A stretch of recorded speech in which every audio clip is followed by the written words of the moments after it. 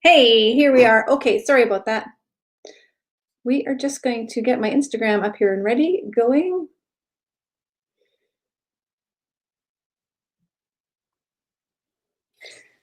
All right. Okay, so we're back. Little technical difficulty there. All sorted out, ready to go. So we're talking today about how to boost your confidence and how this shy girl turned into confident leader. And it all began with Grandma's blanket. So I hope you can hear me okay. If you're going to stop in and say hello, you're going to have to give, for those who are watching on YouTube and Facebook, you'll need to give the StreamYard permission so I can see your comments here up on the screen. And then for those who are watching Instagram, you can just pop them in there.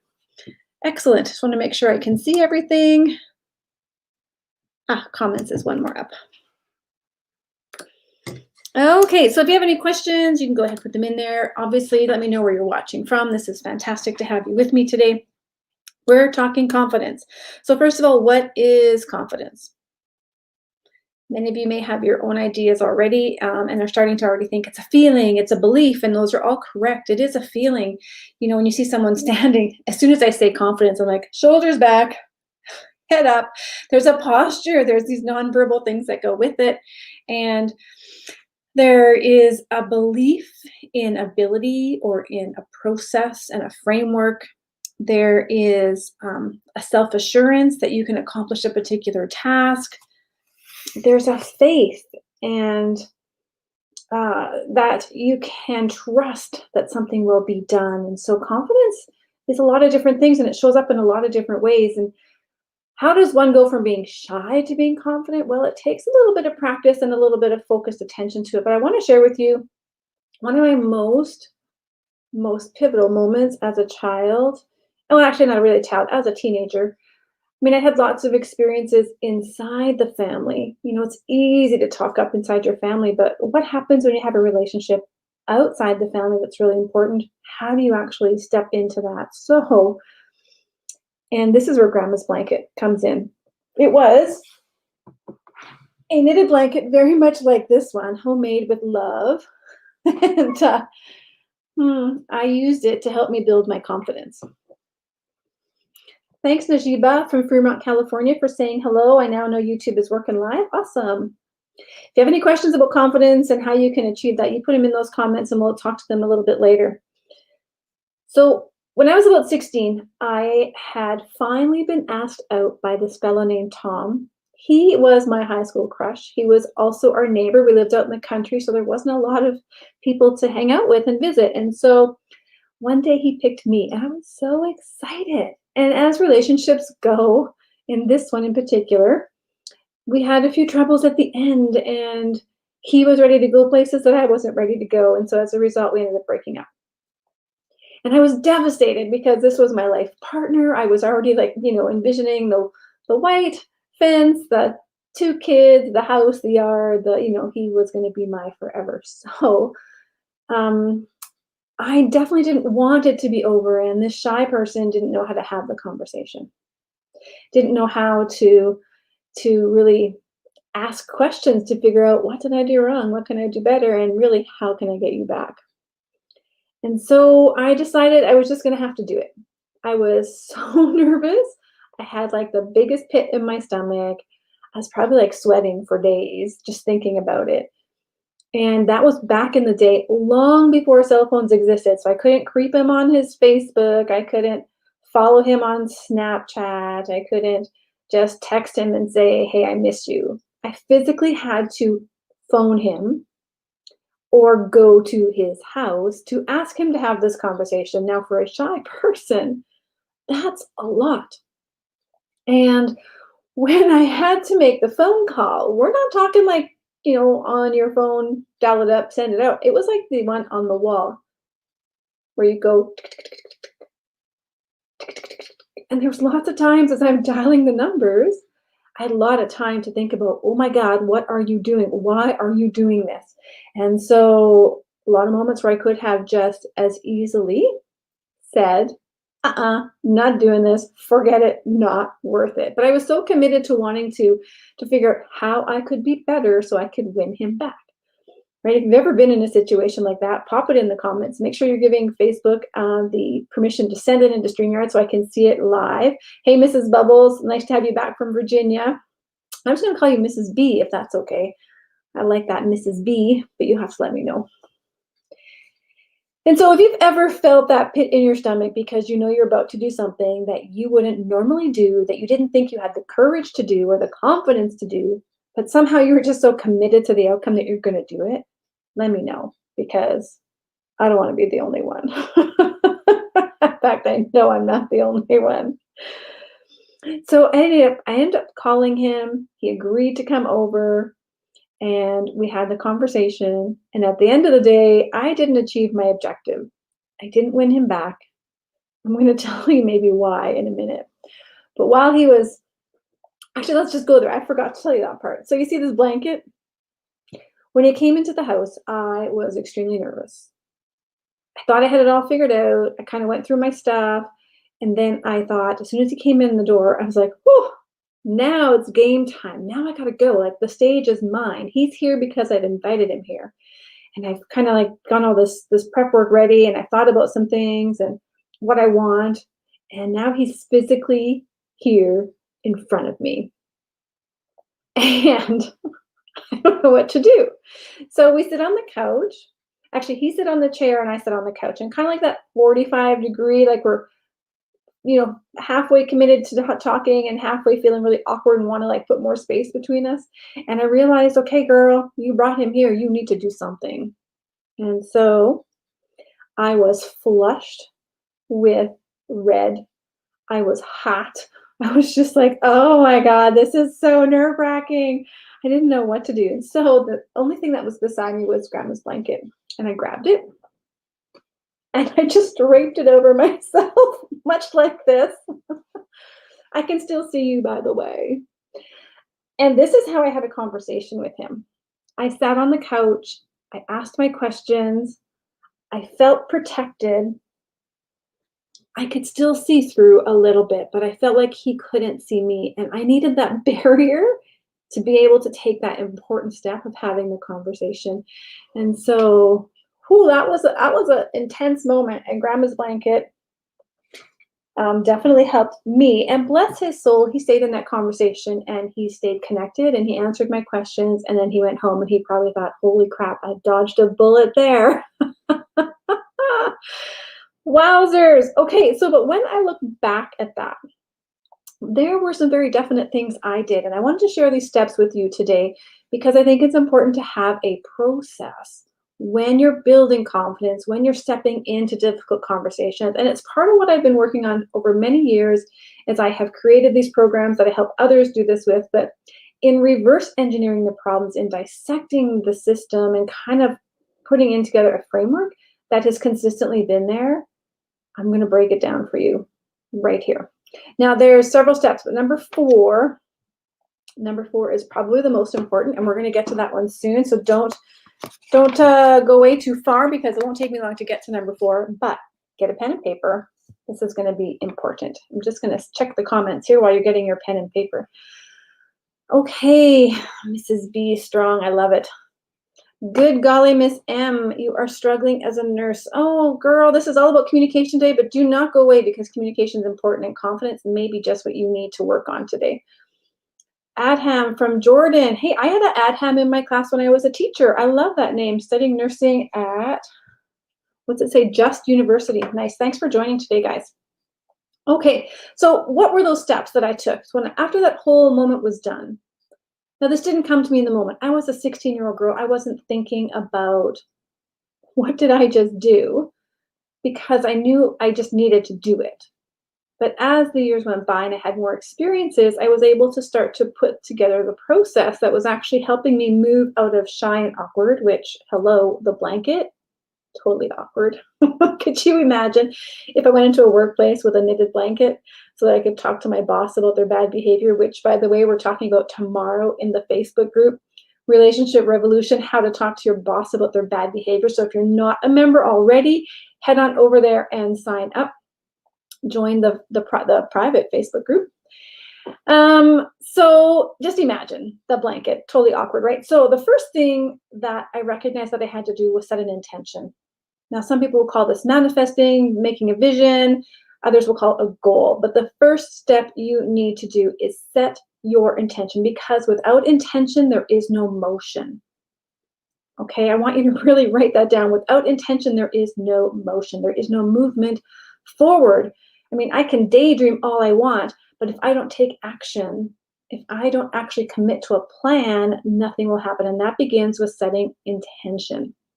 Now, I will say that my first goal, my intention was to win him back. That was what motivated me to go through the following steps. But it didn't mean I was going to actually achieve it. And we'll talk a bit more about that. So, in setting the intention of wanting him back, I'm now at this place where we're broken up, and I want this place where we're back together. So, this will work in any relationship, but the experience that really catapulted me into this kind of relationship vein is this one. This is where everything started, which is why I'm going to share my very first heartbreak story. Set intention. I want him back and broken up. So, you see all this gap between these two hands. How am I going to get there? What lies in between this is the steps that you take to go from where you are to where you want to be. And so the second step I would suggest that you add into there is set a deadline. Mrs. Bubbles, I'll put a note in a comment when we're done. Bring that question back up. Mrs. Bubbles is asking, I'll just put it up here. How do I join the private Facebook group? So you look for relationshiprevolution.ca. I wonder if I have a picture of it. And I may still, nope, I took it down. And then you just request to join. That's it. Super simple, easy. Okay. Okay, step number 2 is to set a deadline. This is one of my favorites. This is one that when I'm helping people and coaching people that they resist the most, because the first thing I get is, well, can I do this tomorrow? And depending, I'm not going to say it's a right out no, but most of the times the conversation that they need to have needs to happen fairly soon and not wait till tomorrow or next week when you might see this person again. Because what happens is when you wait too long, and I just had this in a conversation today, is that it becomes less of an issue because we've already buried it inside. We haven't resolved it. We've buried it inside, and we just have adjusted and accepted. And a part of us dies every time we don't step into those conversations. When you set a deadline, it increases the likelihood that you will step into the action that you need to. And it's very intentional action. It's very intentional and inspired action are the words I often use. So if there's a lot of holy shit moments that happen in this process, I will tell you, because the first time you set the intention, okay, I want him back, and then you have to start down this path to get there, there's a lot of holy shit moments, and you're thinking, oh my God, why am I doing this?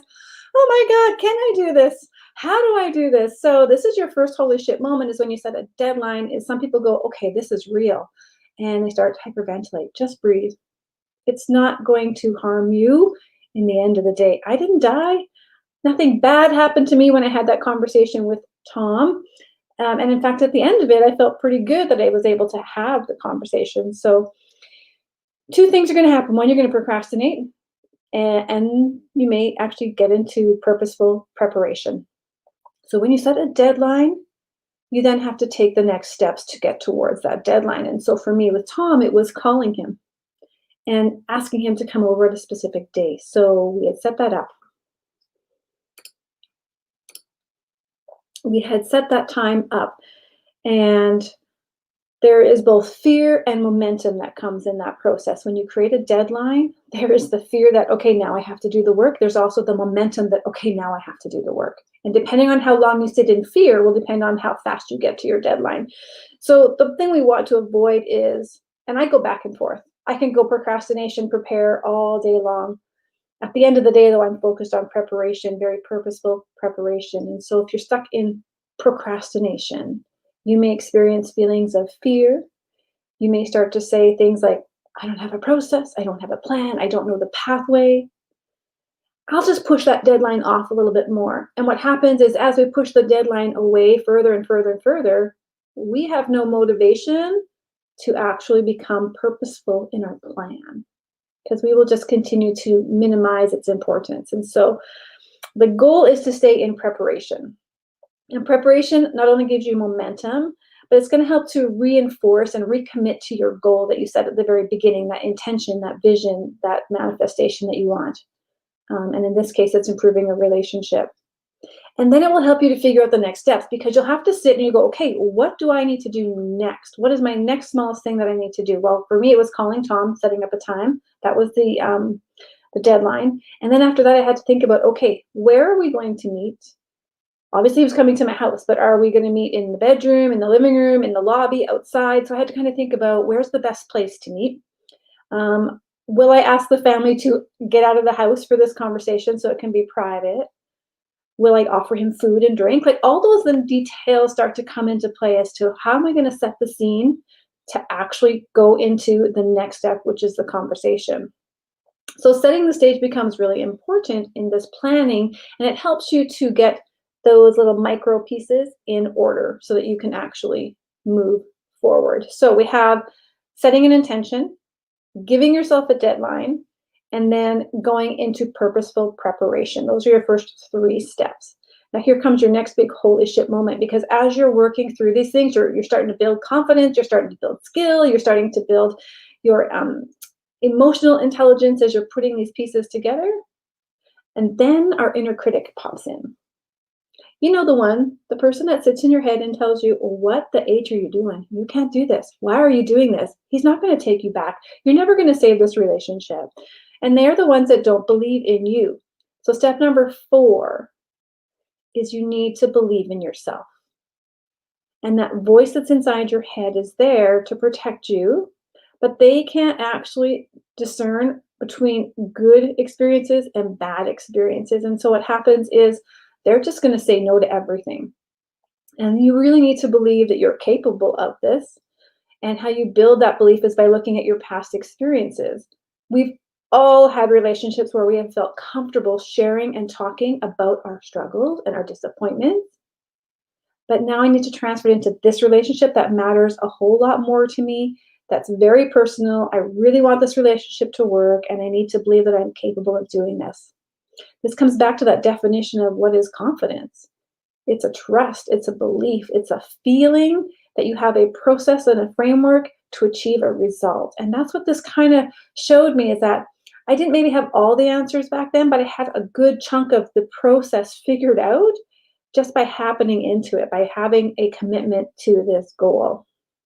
Now, if you have stumbled across some of these, let me know in the comments and share with me how it went for you the very first time you had to have a really hard conversation. Just going to share this here, Adham. I see your comment there. I like your confidence now while you talk about your really harmful story. Oh, it was just so heartbreaking because I really wanted him to be my husband. Young love, right? But the same thing, I have had this repeat in my professional life with bosses. Again, we're talking about that tomorrow. With bully supervisors, with intimate relationships. I have traveled the world in terms of relationship challenges. And as a nurse with patients, families, colleagues, all of it, they are now my favorite conversations. Challenging conversations are my favorite because I feel like I have a really good process to navigate them. So now, after we have gotten through the believing in yourself, because this is where that emotional energy will intensify and you'll start to doubt whether I should do this. Maybe I should call it off. Maybe I should keep going. And you're going to really have a bit of a battle in your brain. But if you don't believe in yourself, your inner critic wins. And you're going to lean into that negative feeling, and then you will call the whole thing off. You will never do the thing that you need to do, that you want to do to get where you need to go. If I had not believed that I was capable of having this conversation, like honestly, I didn't know I was going to need grandma's blanket to get me through it. I thought I was stronger. I thought I was more capable. But when I got right into the middle of it, I was like, holy crap, this is hard and I'm alone and I need some support. Grandma's blanket was the closest thing. So I'm really happy I had it there because it gave me the courage to go into the next step. And I can tell you, I've never had to use grandma's blanket since, but I did need it then. And as awkward as it was, it helped me get through. So we don't want to get into the the negative side of disbelief. We want to get into the place where we do believe ourselves, where we're saying it's okay to feel nervous. This is something new. We haven't practiced it before, and we're going to practice and put it into play all at the same time. This is the mind's arena. The mind loves to be in these situations because that's when it can toss out different ideas and different stories and different words to see what's going to work. The pit in your stomach is okay. It's telling you that you're going into a place of growth right now and that you may not be quite aware of what's going to happen on the other side, but that you know you're going to be okay to get through it. And so we need to push forward through that belief, okay? And then this is where your nonverbals and your verbals and your self-talk is so important in step 4. Believing in yourself and changing the voice in your mind away from doubtful conversation into hopeful conversation. I mean, just at its fundamental level, we didn't know how to walk when we were born. We had to figure that out. We had to figure out how to talk, how to eat. All of those things were only possible because we had this innate belief in ourselves that we could do it. And so communication, for some reason, the most important skill in our entire lives, has been left to chance. We don't get taught this stuff, right? So if you've struggled in your relationships in the past, it is not your fault. You just haven't had the right person to teach you and to guide you through how to do that. And so when we leave that to chance, we have real no, what's the word? Ownership's not the right word. We just take what comes. We don't design our destiny. And I believe that we can design our destiny. So, okay, we've gone through 4 steps. I'm rambling. I know we're going to get to it. We got a few more steps to do. So step 1, set your intention. Step 2, put a deadline. Step 3, prepare, not procrastinate. And step 4 is believe in yourself. Now at step 5, we actually need to take the first step. We need to lean in now to the process. This is where Tom was actually at my door. I invited him in. We're sitting on the couch at that 45 awkward angle. Like, do we face each other? Do we go away from each other? We don't know how to act in this moment. Very awkward. But when you take in the first step, when you lean in, the conversation will come. It may not be perfect. In fact, it won't be perfect. There is no perfect communicator. There's no perfect communication. But by believing in yourself to take the first step and to have the first line kind of crafted, you can set out your objectives. Here's why I called you here today. I wanted to understand more about, what happened in the breakup. Why did you leave? Is there anything I did wrong? What can I do better? I mean, those are such fundamental questions in any relationship, just to understand what's going on. And so that was my big SOS moment. That was when I grabbed the blanket, as I said, because I was feeling underqualified, over my head. Is that the right word? Over my head in terms of how do I do this? I didn't know. No one had ever taught me this. And so I had to stumble through it like everybody else. And then the last step, so once you've stepped into that and you've had the conversation, it's going to go where it's going to go. And we have some strategies that we teach people to watch for pitfalls and for that inner critic sneaking in there. We don't want that. But once you finished it, I didn't get my goal, and that's okay. What we had was a good conversation. I felt like he honored me and respected me by staying, even though I was underneath a blanket. And I felt like our relationship was intact at the end of it. Like I could still talk to him today and I don't feel anything horrible about our relationship. So the last step is to look back. Look back and reflect. Now that didn't come right away. That came years later as I started on this path of coaching and I started to put together the processes and the frameworks that I teach people now. But through that looking back, I was able to see that even though I stumbled through it, I actually had not a bad system and a process. And there were just a few things that I wish I had known better back then. It wouldn't have changed the outcome. He wasn't interested in getting back together. He was on a different place, different path than what I was headed for. But this is the framework that I learned through looking back. And this is part of that reverse engineering problems that I teach people and how to stop, reflect, break down the problem to find the gaps that are missing. We do a gap analysis in our Relationship Revolution Masterclass to help people identify where their gap is so that they can create a very purposeful and intentional plan going forward. Okay, let me just check the questions in the comments here quickly because I've been chatting for a while. Woo-wee. Mrs. B, okay, we got that one already. Let's see. What does Mrs. B say? The inner critic helps me to cancel the previous steps. Yes, absolutely. That's what I'm saying. Number 4, step number 4 is so important. Without it, if you've done all that work beforehand, you've set your goal, you've made a deadline, and you've put into you've put into place some activities to get you there. Without step number 4, without believing in yourself, all of that work is for nothing, because you will sabotage yourself the moment you show up, or you won't show up. And if you do show up, people might say, well, how do I sabotage myself? I'm still here. I'm still trying. That's because your nonverbals, you're going to be hunched in. You're going to be talking really quietly and meekly. And you're going to say things like, I know this probably isn't going to work, but I thought I'd try it anyways. Or you're going to say, listen, I know you're going to say no, but I just have to ask. Like, we set it up for failure when we don't believe in ourselves. Thanks for asking for that question. I feel so passionate about that. Okay. Adham says, here, I want advice from you. If you try to get attention from someone you love and you try a lot, but you don't get any result. Oh, yeah. You know what? Listen, if you are interested in pursuing somebody and they are not interested in you, there's nothing you can do to change that. They will have to come to that realization on their own, if they will come to that realization. And so sometimes it's not the right timing. You know, it may be the right person for you, but it's not the right time for them. And you're not the right person for them right now in their lives. And so at this point, if you feel like it's harming your dignity, like you're starting to grovel and beg and please be in my life, I love you, I need you, I want you, you're not setting up an equal relationship anyways. You're setting up a hierarchical. You're going to be forever at a disadvantage in that relationship. And so I would just say to them, if you feel like you need to have something that you can say to kind of make a clear boundary. I mean, I'm making a lot of assumptions here. I don't know you personally. I'm just taking from what you see here.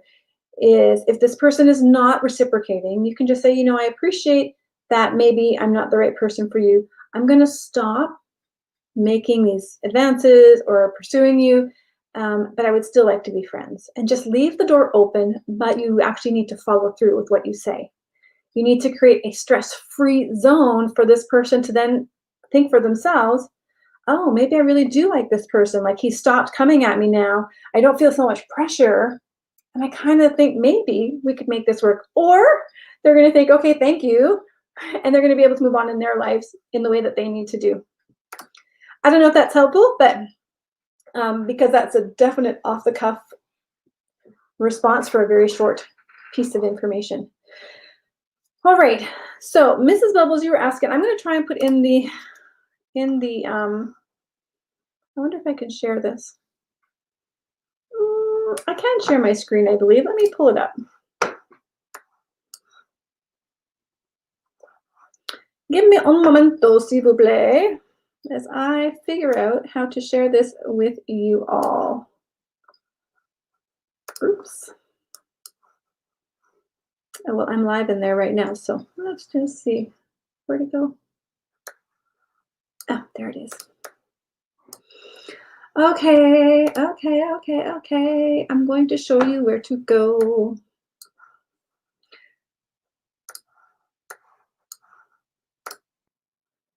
All right, I think I'm sharing my screen. It's not showing that on my side here. What's going on there? Do you see me inside of me? Why is it not working?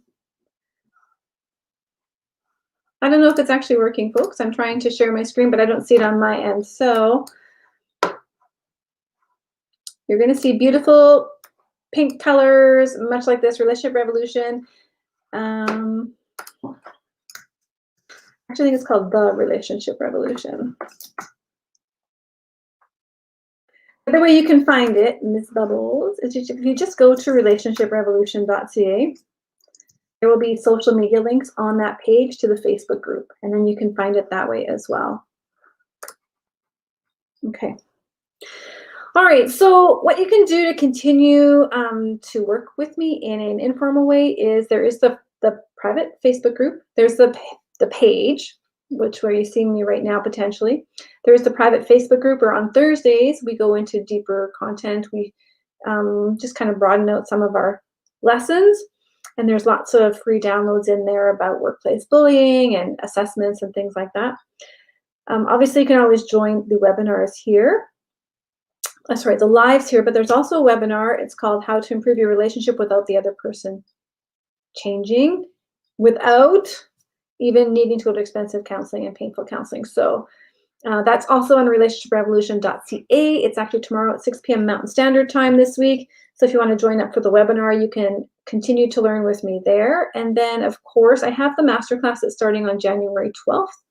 If you're interested in getting into that masterclass, you can do an application page just to kind of start the conversation. We'll get together and have a conversation to see if this would be the right program for you. It is an 8-week online mentorship program full of all sorts of good community content and training support. So those are the 3 ways that you can continue to work with me. Every Wednesday, we have these lives. Thursdays in the private Facebook group, we have more live teaching. We have the webinar tomorrow for this week. It's, what's today? I work out of my home and I don't even know what day it is today. Thursday, 6 p.m. Mountain Standard, and then, of course, the Relationship Masterclass if you're looking for a little bit more guidance in how to improve your relationship, even if the other person doesn't change. Okay, can't post comments to some destinations. So I'm going to end the Instagram Live here. Thanks for watching there. Great to have you all. And then I'm just going to check, make sure that there is no, that's a lot of tech to deal with, you know. I need me a video producer. That's what my friend always says too. We need somebody to help us. So I'm just going to check Facebook and see if there's any comments. If you have any questions, feel free to put them in there and I will address them here shortly.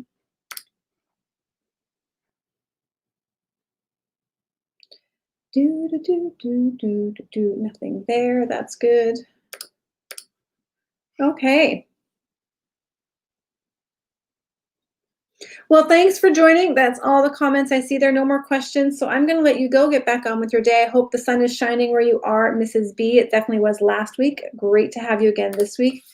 Adham, I hope that was helpful for you as well. Just kind of giving you some ideas around boundaries and expectations and how you can move forward in a still a very collegial way while you kind of sort out what that relationship is going to be looking like. Good golly, Miss M, thank you for joining. And I'm sad to see that you're struggling desperately. I don't know if, oh yeah, you did say confidence is something you need. Yes, we all need it. Stay connected with me and we'll help you get through it, okay? Take care, guys. Have a good day.